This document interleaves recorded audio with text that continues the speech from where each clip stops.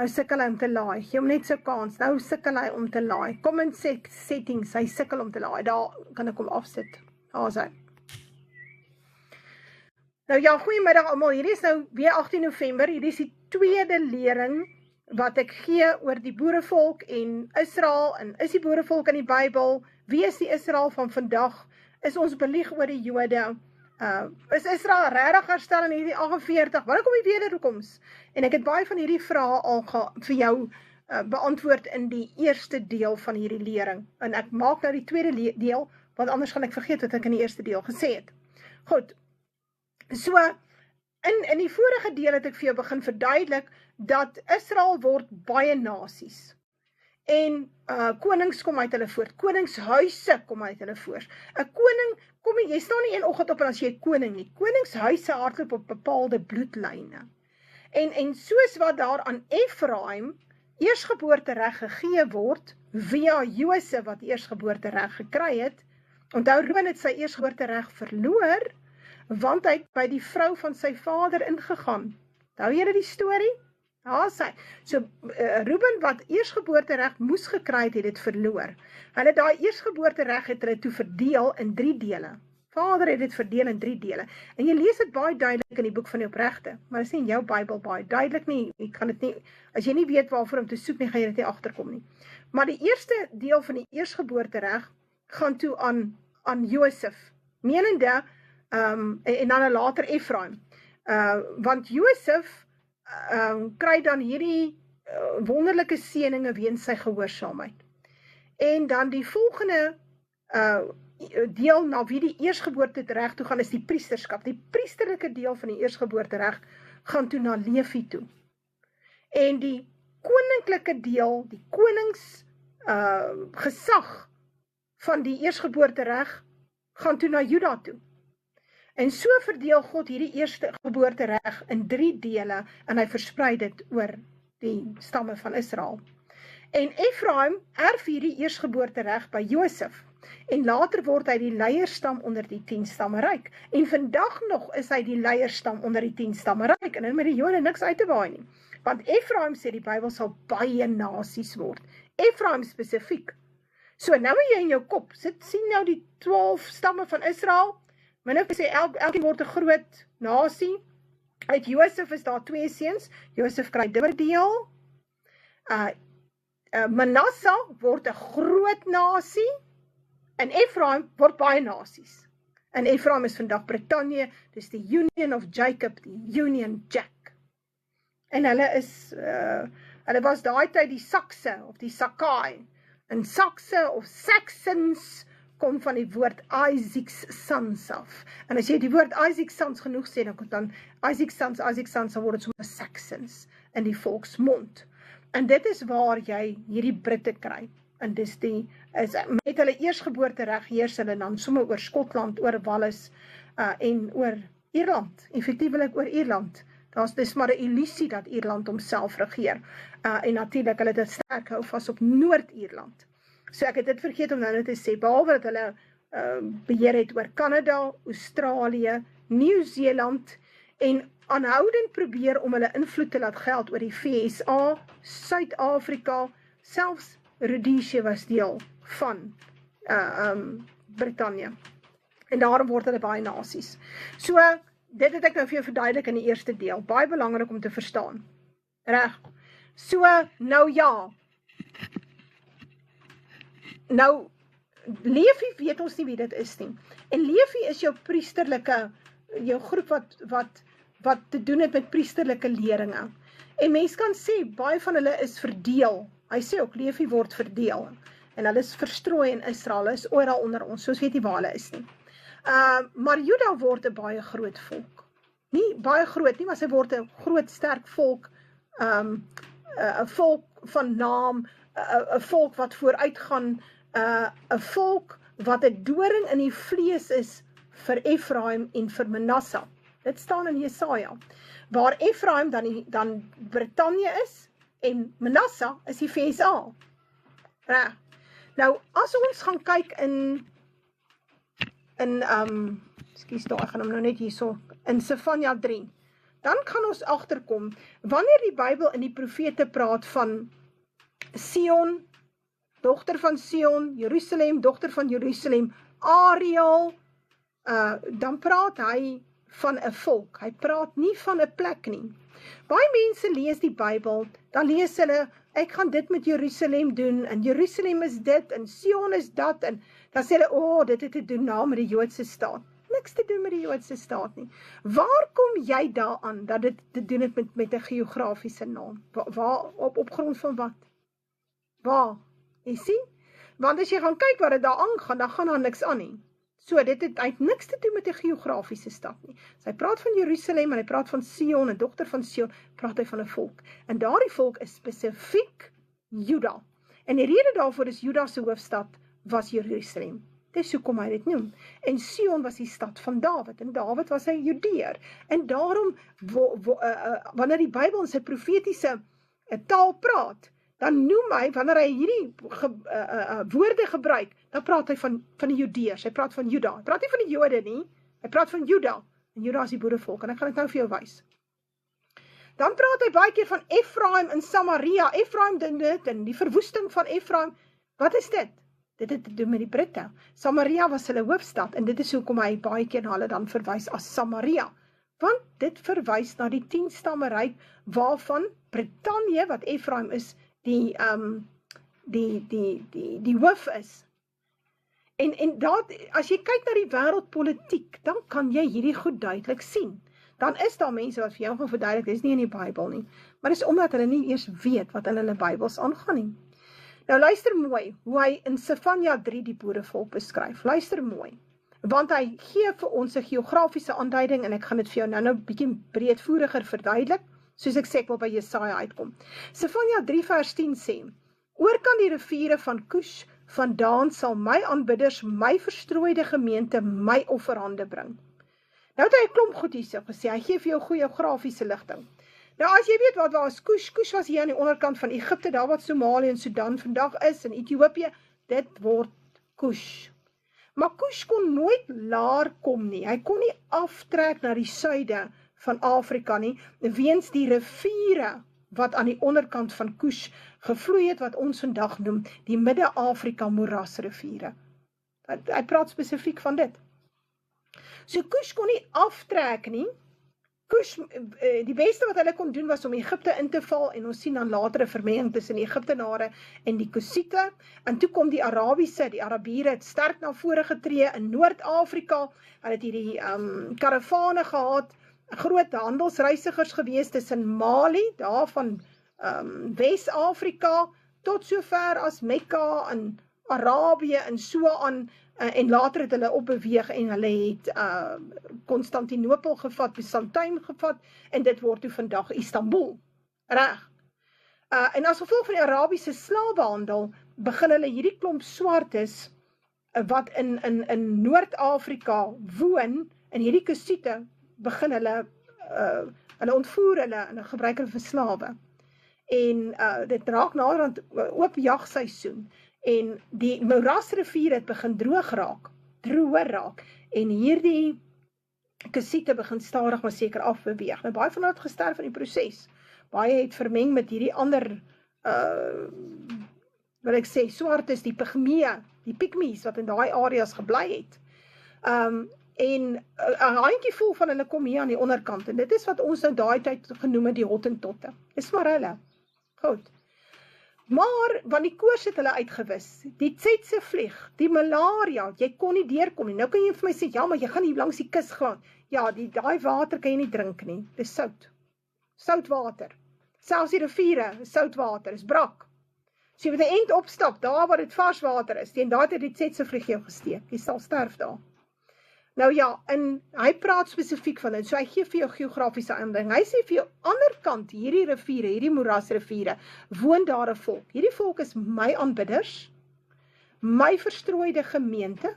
Nou, wie is verstrooi? Israel. Wie is die gemeente? Israel. Gemeente het niks te doen met 'n kerk nie. Niks nie, niks. Gemeente verwys na die volk Israel, en ons sien dit oral in die Ou Testament. En ons weet, Israel het nie kerke gebou nie, hulle het 'n tabernakel gehad vir die priesters se diens, en verder was die volk self, was die gemeente, die vergadering van God. So, hier sê hulle is my aanbidders, my verstrooide gemeente, en hy sê hulle bring my offerhande. Baie interessant. Nou hierdie offerhande is die gelofte. Ek dink ek het laas jaar daaroor gepraat toe ek die 16 Desember geloftedag vieringe gedoen het, toe ek vir julle so lering gegee. Hierdie offerhande is die gelofte. Daai verbond is baie belangrik vir Vader. Goed, dan sê hy, op die dag hoef jy jou nie te skaam. Watter dag is dit? Dis die dag wat God bereken het, op sy gesit het, vir die redding en bymekaar maak van Israel op die einde van tye. Niks te doen met 'n wederkoms nie. Jy moet jou tye verstaan. Op die dag hoef jy jou nie te skaam weens al jou dade waarmee jy teen my oortree het nie, want dan sal ek uit jou midde wegruim die wat in jou oormoedig jubel. Ek sal sê die wat in ons midde is wat so tooi. En jy sal jou nooit hoogmoedig gedra op my heilige berg nie. Nou luister mooi, hy het hulle nou my aanbidders gedoen, my verstrooide gemeente, nou noem hy hulle my heilige berg. En dit het niks te doen met 'n berg nie. Luister dat jy die profesie begin verstaan, jy moet die taal verstaan. Berg is 'n volk, is 'n koninkryk. Heilig is apart, afgesonderde. Nou sê hy, jy sal jou nooit hoogmoedig gedra op my afgesonderde, my berg, my koninkryk van apartheid wat ek gaan oprig op die einde van dae, naamlik die Israel koninkryk nie. Hy sê, en ek sal tussen jou in laat oorbly, 'n ellendige en 'n geringe volk, wat by die naam van Jahwe sal skuilings soek. So wat sal van julle oorbly? Gaan jy iets behou? Nee. 'n ellendige en 'n geringe volk, 'n handjie volk gaan oorbly. En hy het vir my gesê hoeveel? 47,000 weerbare mans sal oorbly. So, kom ons sê, dis ouens tussen 20 en 55, of 20 en 60, is die hoeveelheid getal wat van die boerevolk sal oorbly. 47,000. Van die hele 144,000 weerbare mans, want 144,000 is net Israeliet mans, is nie vrouens nie. Hoekom nie? Die man dra die vrugbare kern, hy dra die eks en die eikromosoom. Dit is hoekom. As jy die mans uitmoor, dan is daar nie meer 'n Israel volk oor nie. Want dan kan jy die vrouens assimileer met die ander nasies. Dit gaan hulle doen in Oekraïne, hulle is daar besig om dit te doen in Europa. En dan, wat jy daar vorm, is nie Israel nie, want Israel is 'n blanke volk gewees. Israel was 'n blanke volk in die Ou Testament, hulle is vandag die blanke westerse nasies. So, hierdie aanbidders wat aan die oorkant van die riviere van Kus is, kan geen ander volk wees as 'n blanke volk nie. So kom ons kyk, watter blanke volke bly aan die ander kant van die riviere van Kus? My heerlikheid, toevallig net een. Kan jy dit nou glo? Net een. En dit is die boerevolk. En nou, partymal noem hulle self Afrikaners ook. En selfs die Suidwesters val maar onder ons deel ook. En hierdie Rhodesiërs moes vlug en hulle deel geraak en geassimileer van ons ook. So hulle is maar deel van die groepe wat hier was. Uit Mosambiek moes ons vlug. So al wat oorbly is hierdie groepie aan die suidpunt. Of die wat in Angola en in die DRC was, daar's niks oor nie. Die blankes is afgedryf en hulle is by mekaar gekom hier onder aan die suidpunt van Afrika en dit is waar hulle is en dit is waarvan hy praat. Hy praat van niemand anders nie. So, hierdie ding dat God is nou geestelik en dit raak nou 'n geestelike storie en dit het nou betrekking op alle gelowiges. As so 'n vergeesteliking van die Bybel veroorsaak dat die Bybel vir jou niks beteken nie en maak die skrifte kragteloos. Dan sê hy verder, wat doen hy? Hy sê jy sal 'n ellendige geringe volk wees. Daar gaan vir jou niks oorbly nie. Jy gaan by Vader moet skuilings soek. Hy gaan ons by mekaar maak op 'n plekkie en daar gaan ons onder sy tent, sy ou seiltjie skuil, sê Siener. En dit staan in jou Bybel. Dit wat Siener sê staan in die Bybel. So hy het dit nie uit sy duim uitgesuig nie. Die oorblyfsel van Israel sal geen onreg doen en geen leentaal spreek nie. Wat is dit, die oorblyfsel van Israel? Wie is die oorblyfsel van Israel? Dit is hierdie ellendige geringe volk, dit is die heilige geberg, dit is my aanbidders, my verstrooide gemeente. Hy noem hulle die oorblyfsel van Israel. Nog elke keer soos wat hy praat, gee hy hulle ander naam. En jy dink hy praat van verskillende mense. Nee, Hy praat van een volk, die volk ander kant die riviere van kus. Hy het hulle vir jou geïdentifiseer, jy moet nou kop hou.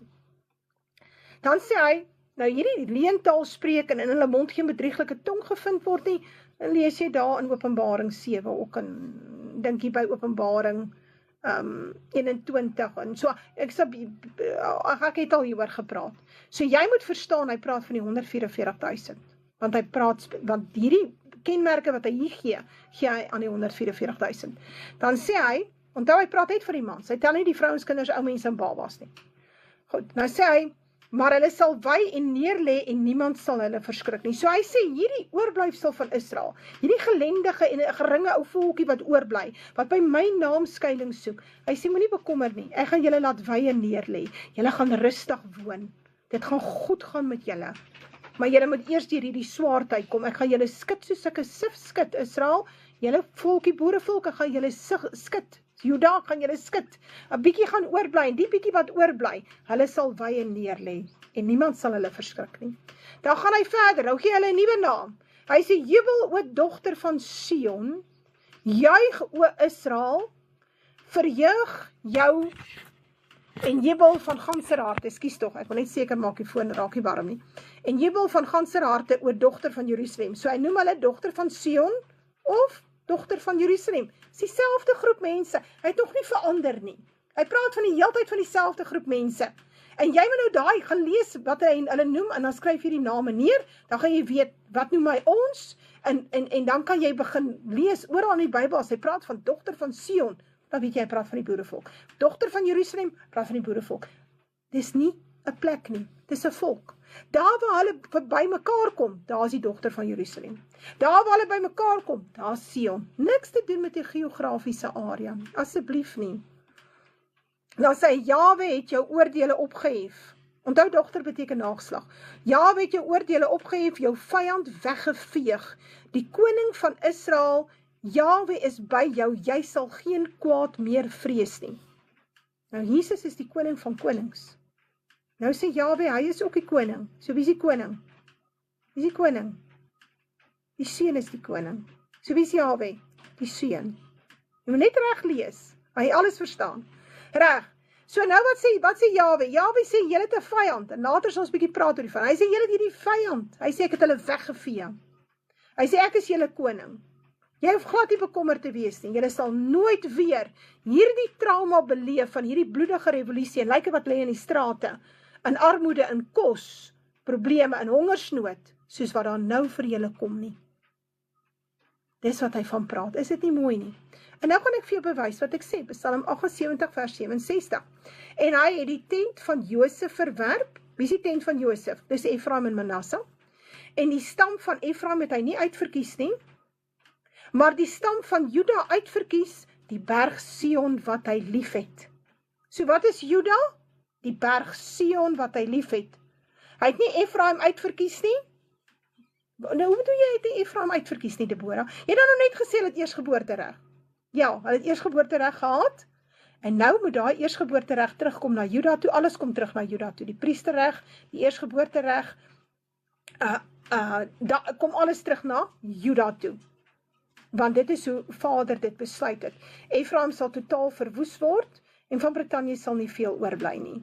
So, as mense 100 jaar van nou of jou verduidelik, hy kom eintlik vir sy voorgeslagte kom van Britannië af, dan gaan ouens vir hom sê, jy seker in mekaar, my ma, dis 'n moslim plek daai, dis 'n moslim kalifaat, jy seker jy kom van Britannië af, ja, daar was 'n tyd toe Britannië wit was, dis waar letterlik waar ons op pad is, daar sal een blanke land oorbly, en dit is Suid-Afrika met die boerevolk. So hy sê dit, na die stam van Juda uitverkies, die berg Sion wat hy lief het. So wie is Juda? Die berg Sion.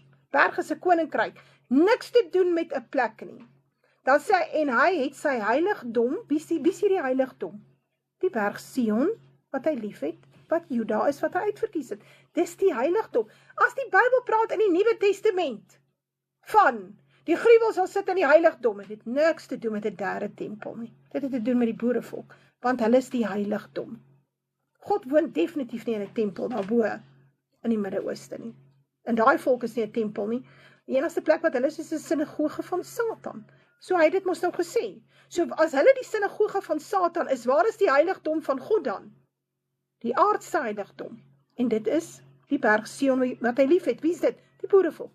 En hy het sy heiligdom soos die hemelhoogtes gebou, soos die aarde wat hy vir ewige grondves het. So hy sê, hierdie heiligdom, hierdie Juda volk, wat ek uitverkies het, wat sal lei, hierdie ander Israel oorblyfsel sal lei en voorstap, en hulle sal die sterk stam wees, en die beskerming gee, en die ark vorm vir die oorblyfsel van Israel op die einde van tye.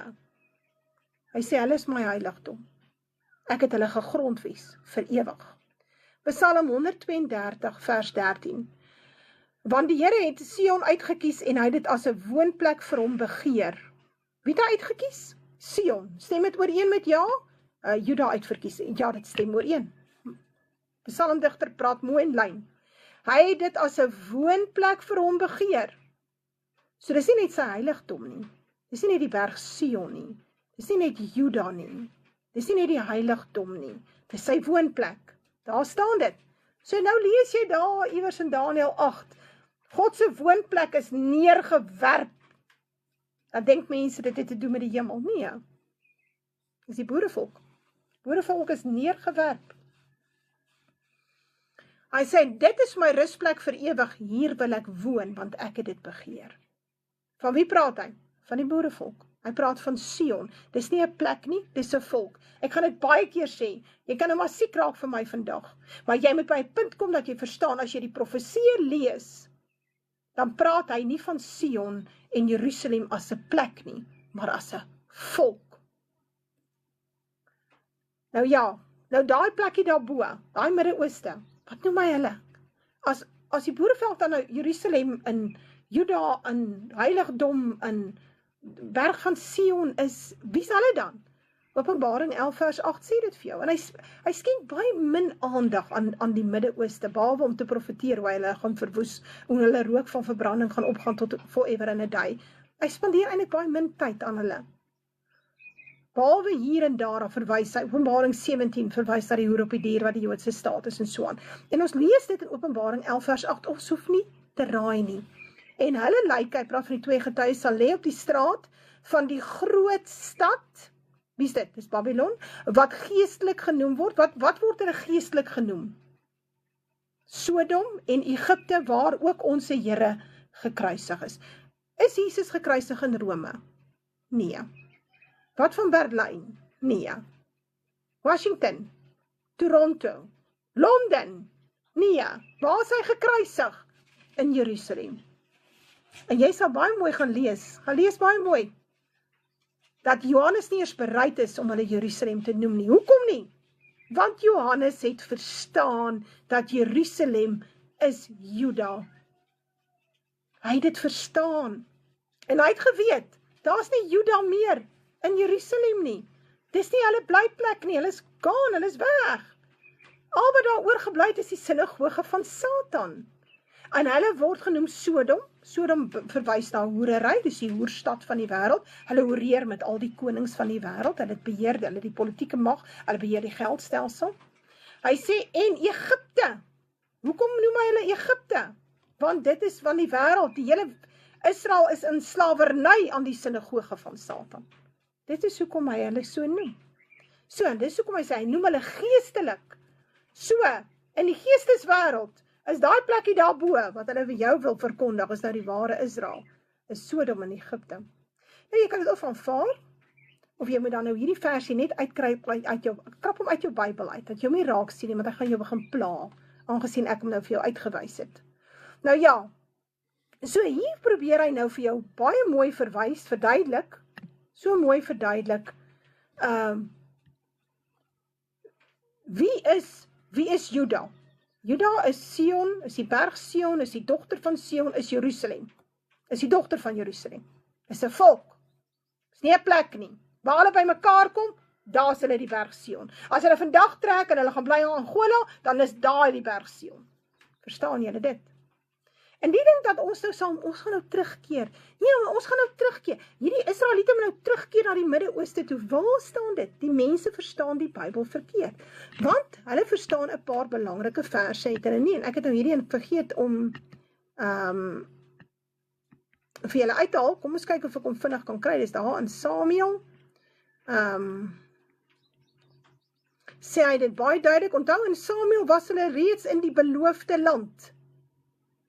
In 2 Samuel 7 vers 10 sê hy, ek sal vir my volk Israel 'n plek bestel, maar hy het dit dan nog net gedoen, hy het vir hulle Kanaan gegee. Maar Vader weet vooruit, so hy het geweet hy gaan hulle verstrooi. So wat hoor wat hy sê, ek sal vir my volk Israel 'n plek bestel, en hom plant, dat hy op sy eie plek kan woon, en nie langer verontrus word nie, en kwaaddoeners sal hom nie meer verdruk soos voorheen nie. So, daar kom 'n nuwe plantplek. Waar is die plantplek? Suid-Afrika. Ander kant die riviere van Kush is die nuwe plantplek. Hoekom? Want die Midde-Ooste sal totaal verwoes word en die rook van sy verbranding sal opgaan tot in der ewigheid.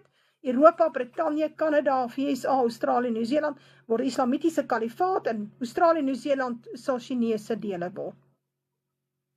Daar bly een blanke land oor. Dan is nie nou die einde nie. En hy bly dit vir jou sê. Hy sê, onthou as julle al hierdie dinge sien, aardbewings, gerugte van oorloë, is nie nou die einde nie. Dit is nie nou die einde nie, want Israel word herstel tydens die 3de wêreldoorlog. En dis iets wat die mense nie mooi verstaan nie, maar goed, ek het al daaroor gepraat. So kom, en nou wil ek eintlik uitkom by Jesaja, want dis nou eintlik waar ons wil uitkom. Want ek wil graag, want hier is sulke mooi dele, as ek dit nie deel met julle nie, ek deel dit met my groepe, my WhatsApp groepe, en hulle geniet dit baie, want dit maak die Bybel vir jou oop, né? Nou ja, Jesaja 1, die gesig van Jesaja, die seun van Amos, wat hy gesien het met betrekking tot Juda en Jerusalem in die dae van Usia, Jotam, Agas en Hiskia, die konings van Juda. Wat sien hy? Hierdie is vir die einde van dae. Is nie vir toe nie. Is vir die einde van dae. Sekere van hierdie profesie herhaal homself. Hy hardloop so, hy bly homself herhaal. Dis waar. Maar hier op die einde van tye moet daar tog 'n herstel plaasvind. En wat gee aanleiding tot hierdie herstel? As jy dan jou Bybel verstaan, en jy wil verstaan wat gee aanleiding tot hierdie herstel van Israel, waar gaan jy lees? Openbaring? Nee, jy moet Jesaja lees. Jesaja, Jeremia en Sefanja, Micha. Want dit is waar dit so mooi vir jou beskryf word. Nou die hele Jesaja is 'n regsargument. Hy sê ook, dis my regssaak. Nou wat doen 'n advokaat? Advokate is ouens wat groot geld vra. Hy is nou vreeslik ver geleerd, hy verstaan die wet en al hierdie boeke en hy het al hierdie nuwe wetgewing wat uitkom in die howe se common law, hierdie howe wat uitsprake lewer, onthou as 'n hof 'n uitspraak lewer, dan word dit wet, né? So dis wat 'n advokaat doen, hy ken al die dinge. 'n Prokureur is die ou, jy gaan sien die prokureur, jou saak miskien moet Hooggeregshof toe gaan, of dis 'n belangrike saak, en hy weet nou nie mooi nie, dan gevra hy die advokaat. En die advokaat skryf vir hom 'n regsargument van 50 of 100 of 200 bladsy, en daarvoor betaal jy duisende rande. Reg, en daai regsargument gebruik die prokureur dan in die hof. Partymal staan die advokaat hom by, maar nie altyd nie. Nou die hele Jesaja is so 'n regsargument, wat Vader dan teen die boerevolk het. Natuurlik in mekaar met die res van die profeseë, as jy die profeseë ken. Maar jy lees nie die profeseë nie, want jy meen het mos nou nie betrekking op jou nie, jy is mos nou nie 'n Jood nie. En dis net daar, waar die kerk jou deur die ore gewerk het. Want jou predikant is veronderstel om vir jou die lering te gee, wat ek vir jou vandag gee. So, hier, die aanhef is duidelik, Jesaja is geskryf vir die boerevolk, vir Juda en Jerusalem. Dis nie geskryf vir Israel nie. Dis vir Juda geskryf, die stam Juda, want die stam Juda het 'n volk geword. En Jerusalem is 'n ander naam. So eintlik sê hy, wat hy gesien het met betrekking tot Juda en Juda. Dis eintlik wat hy vir jou sê. En hy skryf dit so om jou deurmekaar te maak. Want die Bybel is 'n verborgenheid en is nie vir almal nie. Daarom moet iemand vir jou uitlê, totdat jy die sleutel het, dan sluit jy self op, dan jy my nou nie meer nodig nie. Nou luister mooi, hy sê, hoor o hemele en luister o aarde, want Jahwe spreek, ek het kinders groot gemaak en verhoog. Wie is hierdie kinders? Israel. Maar hulle teen my oortree. En jy sal dit sien, van daardie tyd af tot en met nou, sukkel die verstrooide Israel om uit Babylon uit te kom, om los te kom van die Vatikaan. Selfs die protestante kerk kon nie breek met die Vatikaan nie. Dan sê hy, ons ken sy besitter, en die esel die krib van sy eienaar. Maar Israel het geen kennis nie, my volk verstaan nie. So hy sê hierdie klomp Israeliete, ek is hulle eienaar. Ek is hulle eienaar.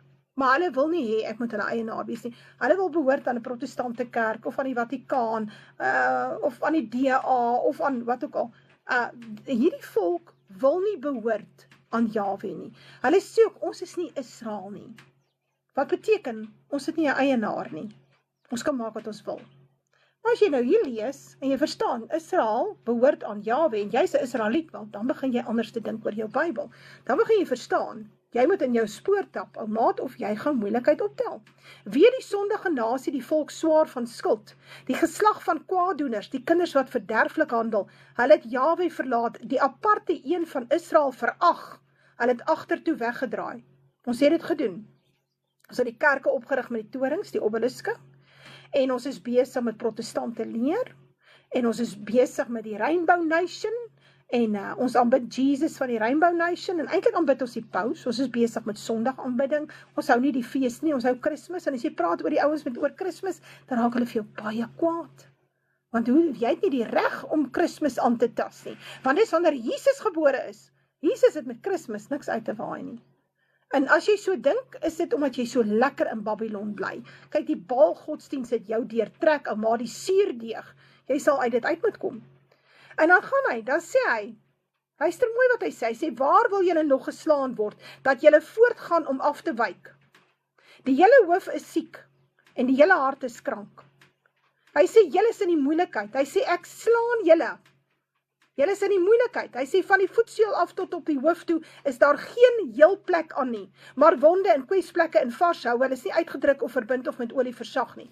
Nou, kom ons kyk. Die boerevolk het nadat hulle apartheid afgeskaf het, en hulle self oorhandig het aan 'n swart kommunistiese regering, 'n regering wat Jesus Christus haat. Hulle haat Jesus. Hulle is 'n vyand van God. So hulle is ook 'n vyand van die boerevolk. Het dit ewe skielik het ons begin houe kry, wonde en kwesplekke. Dis moord en verkrachting en kaping. Dis plaasaanvalle byna daagliks. Dit hou nie op nie. En wat sê die predikant? Dis interessant. Die ouens gaan kerk toe op die Sondag.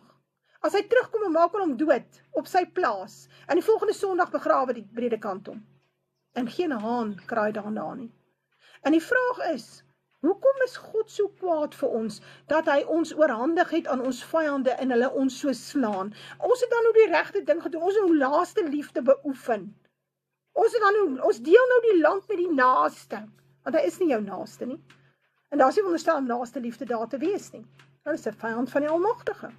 Maar, ons het onsself oorhandig, nou moet ons die pad stap. So nou is ons in die moeilikheid. Daar is vir ons geen genade nie. En dit raak al hoe duideliker hoe verder ons aangaan met hierdie pad. Hy sê, julle land is 'n wildernis. Nou, ons is nog nie daar nie, maar ons is sterk op pad. Daar is sekere plekke waar dit klaar is, al hierdie klein dorpies, die vrot water. Gaan kyk hoe lyk Natal. Julle land is 'n wildernis, julle stede is met vuur verbrand. Ons is op pad soontoe. Roger Thiel sê, they will burn everything. Vreemdes verteer julle landerye in julle teenwoordigheid. Die boer plant die mielies, dan kom die plakkerskamp, staat reg langs hom op, en hulle eet hom leeg. En die oggend as hy opstaan, is daar niks oor van die mielieland nie. Of hulle steel al die advokades oornag, dan staan hulle hier op die hoeke van Pretoria, en dan verkoop hulle dit, en jy koop by hom. Maar hy is uitgesteel, hy is deel van 'n syndikaat. Vreemdes, nie jou eie boerevolk nie, die vreemdelinge, want toe jy die swart kommunistiese regering aangestel het, toe jy apartheid verwerp het, as 'n misdaad teen die mensdom, en as 'n misdaad eintlik teen God, want dis wat die predikante vir jou geleer het. Nou ja, toe is die grense oopgeswaai, en die vreemdes het ingekom, en nou verteer hulle julle landerye in julle teenwoordigheid, en kos het baie duur geraak. En dit is 'n wildernis soos by 'n omkering deur vreemdes. Dit is so as hierdie vreemdelinge inkom. En wat gebeur as hulle inkom? Sien, hy vergelyk hulle in Joel as springkane. Nou, het julle al gesien wat maak 'n springkaan met 'n area? Hy vreet hom net so kort, daar's niks oor nie. Nou ja, hy praat daarvan. Dan sê hy, en die dogter van Sion het oorgebly soos 'n skermpie in die wingerd, soos 'n slaapplekkie in die komkommertuin, soos 'n beleerde stad. Hy praat nie hier van die klomp Jode daarbo nie, hulle is nie die beleerde stad nie. Die Jode daarbo beleer Libanon, Gaza, Wesbank, Syrië. Hulle beleer hulle, want hulle is militêr superieur. Daar's al die geld wat hulle afgepers het en gebedel het die laaste 70 jaar en steeds ontvang op 'n jaarlikse basis, biljoene. Hulle is nie 'n beleerde stad nie. Julle is die beleerde stad. So gaan dink mooi, onthou daar slegte vye en goeie vye, sê Jeremia. Die slegte vye sit daar bo. Hulle het Jesus verwerp, die slegte vye. En die goeie vye is hier onder, hulle dra vrug. Hulle is die beleerde stad. Wie bly oor? Is hier jou handjie vol boerevolk wat sê, luister, ons wil ons eie, ons soek soevereiniteit, ons soek ons eie land, ons wil ons eie taal praat, ons word verdruk deur die ANC, ons is eintlik refugees. Dis ons is die dogter van Sion, die ou bietjie wat oorgebly het. In so 'n mate dat News24 het na die dag 'n kommentaarstuk gehad daar, een of ander joernalis oor, die boerevolk soek hulle eie land, hulle soek soevereiniteit, selfbeheer. My heerlikheid staan in die koerant.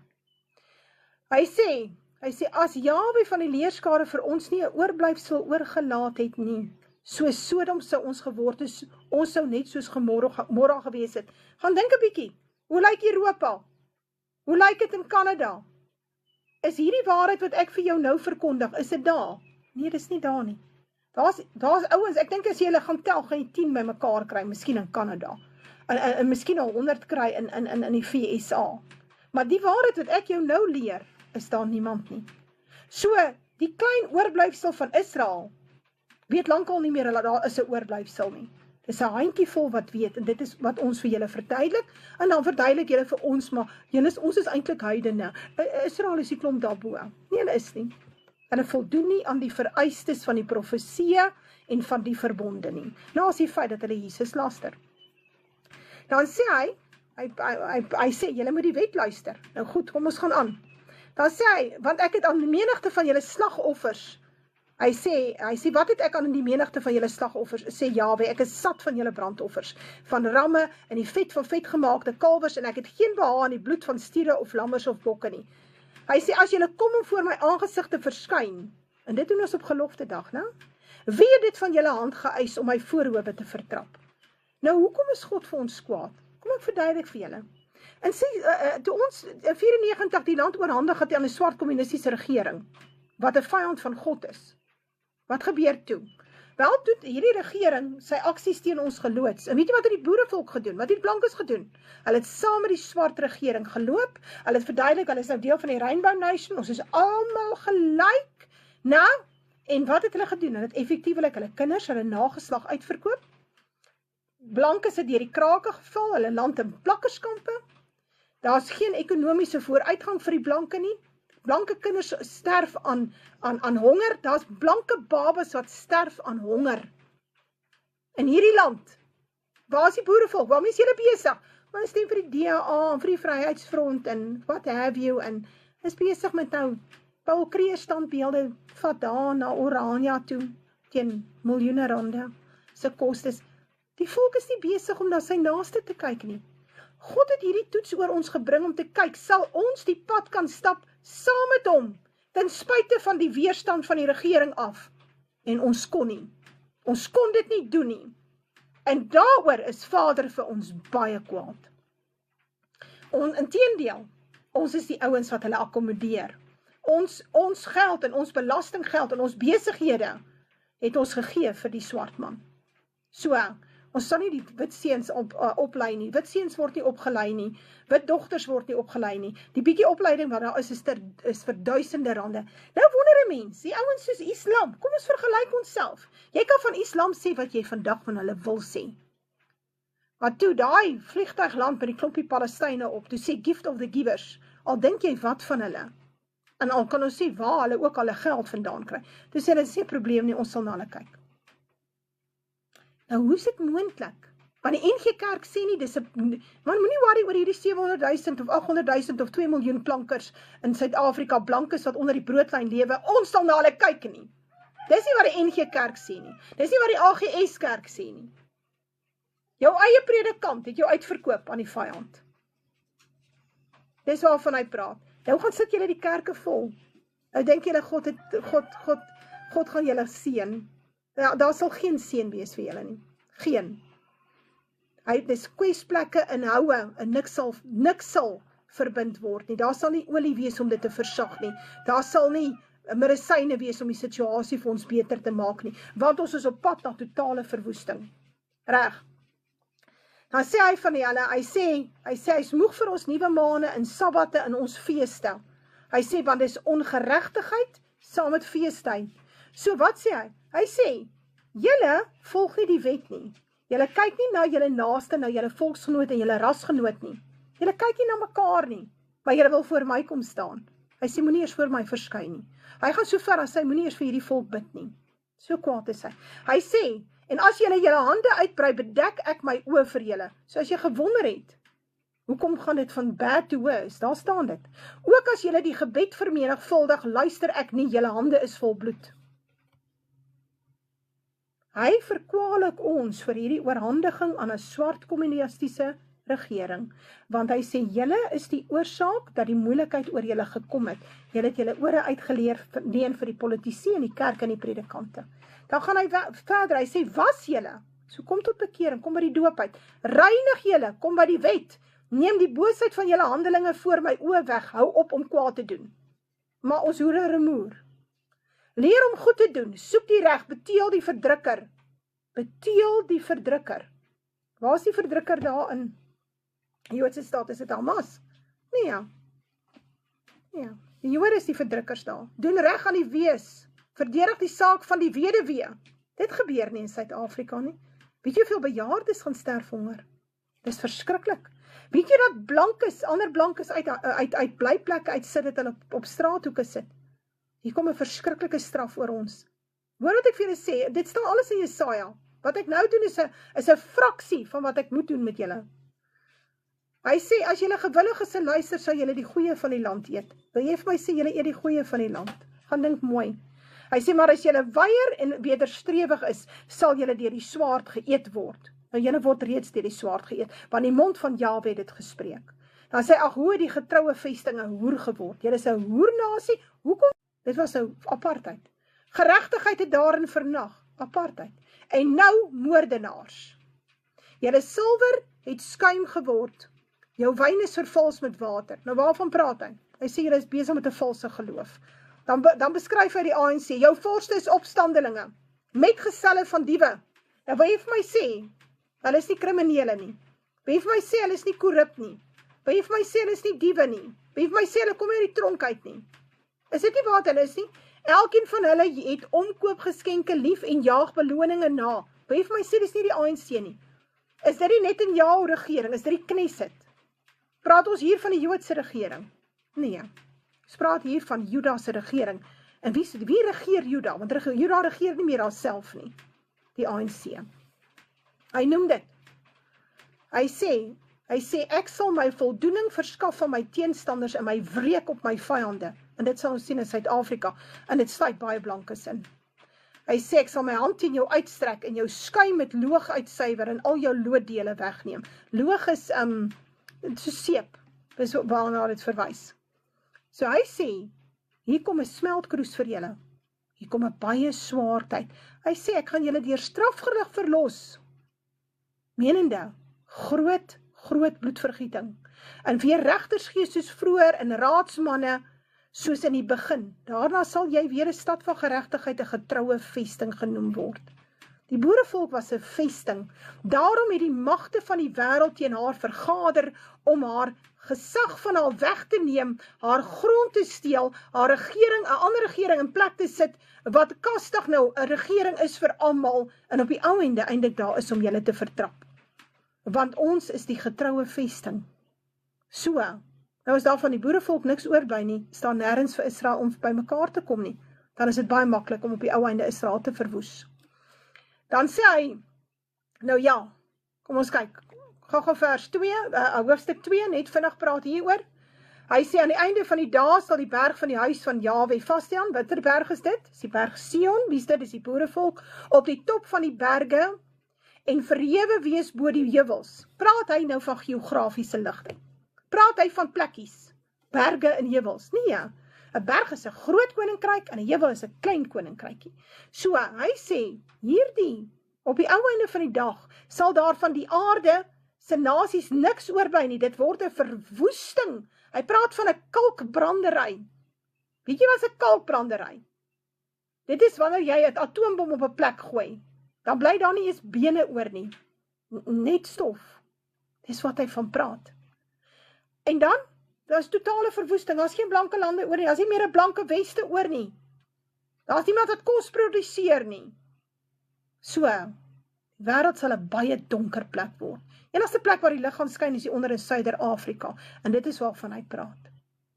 Hy sê, en al die nasies sal daarheen toestroom. Hoekom praat hy daarvan? Hy praat nie daarvan dat hulle almal daar gaan kom aanbid en so aan. Niks daarmee te doen nie. Dit het daarmee te doen dat ons oor die nasies sal heers. Hoekom? Ons gaan die kos produseer. Die enigste plek waar daar wet en orde gaan wees. En ek praat nou vir die volgende 700 jaar. Ek praat definitief, die mense dink oor 7 jaar is alles oor. Maak die fout van jou lewe. Dan sê hy, baie volke sal heen gaan en sê, kom laat ons optrek na die berg van Jahwe, na die huis van God van Jakob. Watter volke praat hy van? Hy praat van die Israel volke, die oorblyfsel. Hy praat van daai oorblyfsel sal optrek. Hulle sal kom na ons toe en sê, ag asseblief, ons sien nie vrede. By ons het die islamitiese kalifaat oorgeneem. Ons kan nie meer daar lewe nie, ons koppe word afgekap, asseblief, vat ons net, ons sal ons eie groente plant, vat ons net asseblief. En dit word geprofeteer in Jesaja. So, en dis wat hy hiervan praat. Dan gaan hy verder, hy sê, ons sal wandel in die lig van Jahwe. Dis die enigste plek waar die lig sal skuil. Kom ons kyk, hy sê, want u het die volk verwerp, die huis van Jakob, omdat hulle vol is van wat die ooste aanbied. Ons is baie lief vir dinge wat die ooste aanbied. En dit het maar baie te doen met die Baal-godsdienst en al die goed wat ons so ons huise indra. En van die golaars, soos die Filistyne, en met die kinders van die vreemde, dryf hulle handel. Ja, nee, dis waarmee ons besig is.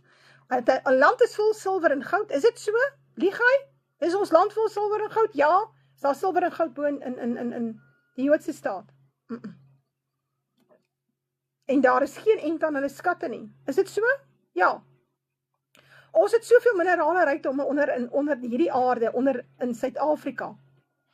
Ons het nie 'n idee nie, en hulle gaan jou nie sê nie, want hulle ontgin bietjie, sodat hulle die pryse kan opstoot, want hulle werk met skaarsheid. Dan sê hy verder, hy sê, en hulle land is vol perde. Nou wat beteken dit? Daar's baie militêre magte aan die gang. Hoekom? Want hier so baie rykdomme.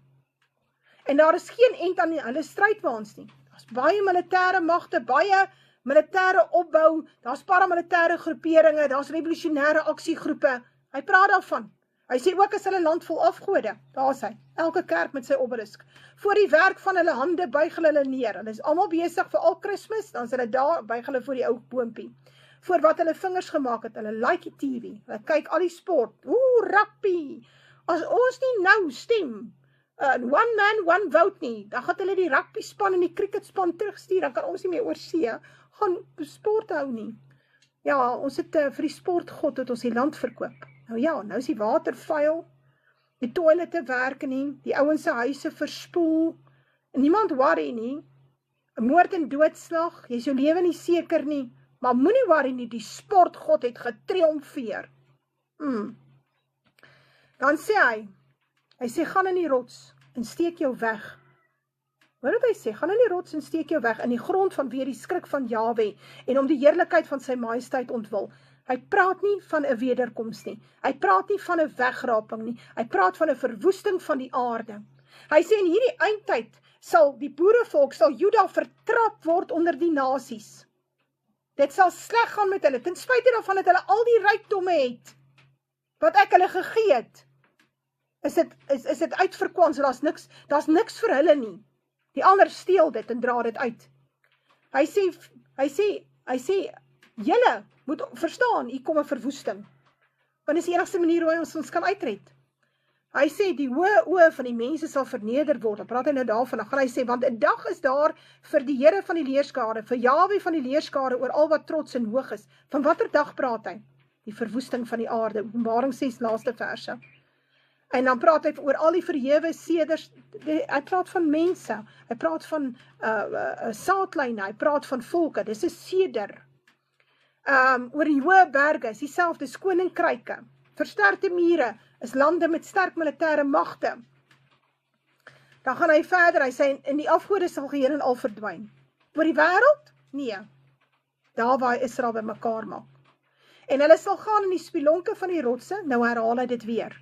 En in die gate van die grond vanweë die skrik van Jahwe, en om die heerlikheid van sy majesteit ontwil, as hy hom gereed maak om die aarde te verskrik. As Jahwe kom om die aarde te verskrik, as Jesus kom om die aarde te verskrik, is dit nie 'n wederkoms en dit is nie 'n wegraping nie.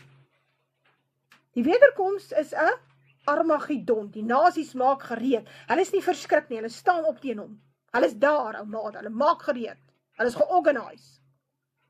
Hy is nie wat hy hiervan praat nie, is nie dieselfde ding nie. Dis hoekom ek al vir julle verduidelik het, in Openbaring is daar verskeie oorloë, daar is 'n derde wêreldoorlog, dan is die koms van die 8ste kop, die gevalle engele, die oorlog kom, dan is Armageddon, en dan het ons op die ou einde, hier in Openbaring 20, 'n laaste optrek, en dit loop nie eers uit op 'n oorlog nie. Dan gaan hy verder, in die dag, wat 'n dag? Verwoesting van die aarde, die ineenstorting, die derde wêreldoorlog, en dan gaan hy oor na die verwoesting van die aarde toe. En want in die derde wêreldoorlog tree God toe tot die stryd. Want as hy nie toetree nie, sal daar vir die aarde niks oorbly, soos hulle hom sal verwoes met kernbomme nie. So dan moet 'n verwoesting van die aarde kom. Dit kom van buite die aarde af, dit kom nie van binne die aarde af nie. Dis iets wat hy inbring, hy staan dit geskryf in Jesaja 13, staan in Lukas 21. Nasies in hulle radeloosheid wanneer see en branders dreun. Kragte van die hemele sal geskit word. Van wat praat hy? Iets wat van buite die aarde af inkom. Ons noem dit Nibiru, Planet X, the 10th planet, the 12th planet, Planet of the Crossing, maak nie saak nie. Groot planeet kom, en ek praat glad nie nou van Alsem nie. Alsem is in die stert van die groot planeet. Hier kom 'n hele aantal jare van totale verwoesting oor die aarde, om Egipte uit ons uit te kry, om Babylon uit ons uit te kry. Dit is soos toe hy die volk 40 jaar in die woestyn gesit het. Die wat oorgebly het, niks geweet het van Egipte nie. Niks. So met hulle kon hy werk. Dis dieselfde hier. So hy verwoes hom so, dat daar kan nie weer 'n herstel plaasvind van Babylon nie. Daar kan nie. So, nou versamel hy Israel, en hy sit hulle neer, en hy sê, nou word julle groot, sterk koninkryk, en julle sal heers oor die nasies, en die res van die aarde is pikdonker. Pikdonker. Ek dink julle sal elektrisiteit hê vir 'n lang ruk nie. Dan gaan hy, en hulle sal gaan in die spilonke van die rotse, en in die gate van die grond, vanweë die skrik van Jahwe, en om heerlikheid van sy majesteit ontwil, as hy hom gereed maak om die aarde te verskrik. En die dag sal die mens sy silwer afgode, en sy goue afgode, wat hy gemaak het, wat is dit? Dis geld. Wat hy gemaak het, om hom voor neer te buig, weggooi vir die molle en die vlermuise. Nou wat moet gebeur, dat jou geld nie meer werk nie? Gaan dink mooi. Wat moet gebeur, dat jou geld nie meer werk nie, dat die bank het nie meer vat nie, dat daar nie meer 'n bank is nie, dat jy terug gaan na 'n ruilstelsel toe. Gaan dink mooi. Dan sê hy, om te gaan in die skeure van die rotse en in die klowe van die kranse, vanweë die skrik van Jahwe en om die heerlikheid van sy majesteit ontwil, as hy hom gereed maak om die aarde te verskrik. God gaan 'n bietjie die aarde skoon maak, want hy is 'n bietjie oorbevolk met die verkeerde saadlyn. So in hierdie hele Jesaja 2, en ek gaan hiermee afsluit, het alles te doen met Openbaring 6. Luister mooi, en ek het gesien hoe hy die 6de seël oopmaak, en kyk, daar was 'n groot aardbewing, en die son het swart geword soos 'n harige sak, en die maan het geword soos bloed, en die sterre van die hemel het op die aarde geval, soos 'n vyeboom wat deur 'n groot wind geskit word, sy navye laat afval. En die hemel het weggewyk soos 'n boek wat toegerol, en al die berge en eilande is uit hulle plekke versit. Dis letterlik, maar is ook figuurlik. En die konings van die aarde, en die grootes en die rykes en die owerstes, en al die vry mense. Wie's 'n vry mens? Wanneer is jy 'n vry mens? Wanneer jy uit die stelsel gestap het en jy behoort aan Jesus Christus. Het hulle weggesteek in die spilonke en in die rotse van die berge. En hulle was so bang, hulle sê, laat die berge en die rotse op ons val, laat ons verberg word vir die toren van die lam. Wat is hierdie toren van die lam? Dis die God se verwoesting oor die aarde. Hoekom? Sodat hy Israel kan uitred, hulle oorblyfsel bymekaar kan maak, en in hierdie totale verwoesting kan hierdie volk weer bymekaar kom, bymekaar staan, landbou oprig, want dit is waar ons altyd begin, is by landbou, voordat jy by fabrieke uitkom, en vir baie jare terug, sal daar soveel chaos wees in die wêreld, dat die enigste plek waar daar vrede en vooruitgang gaan wees, en regverdigheid en geregtigheid, sal hier wees in Suider-Afrika. Onder die boerevolk se gesag kom hierdie klomp Israeliete bymekaar, en hulle woon saam met ons sal weer een taal praat, een volk wees. So, daai verstrooiing van Israel, en hulle word baie volke, bring hy by mekaar, en dan maak hy hulle weer een volk, hier op die einde van dae, en hulle sal heers oor die nasies. Hy sê dit, in Daniël 7 se laaste vers. Onthou die klein klippie, val van die groot rots af. Wie is die klein klippie? Die klein klippie is Juda. Klein klippie val van die groot rots af. Klein klippie. En wat doen hy? Hy slaan die beeld aan sy voete stikkend. En daar bly van die beeld niks oor nie. Waar is die wederkoms daar? Waar is die wegraping daar? Want dit is nie daar nie. Reg. So hoekom? Want Israel word versamel, en sy word 'n sterk koninkryk, en dan sê hy, hierdie klein klippie, groei, en dan vul hy die hele aarde, en hy word die hele aarde. Hy het dit vir jou gesê.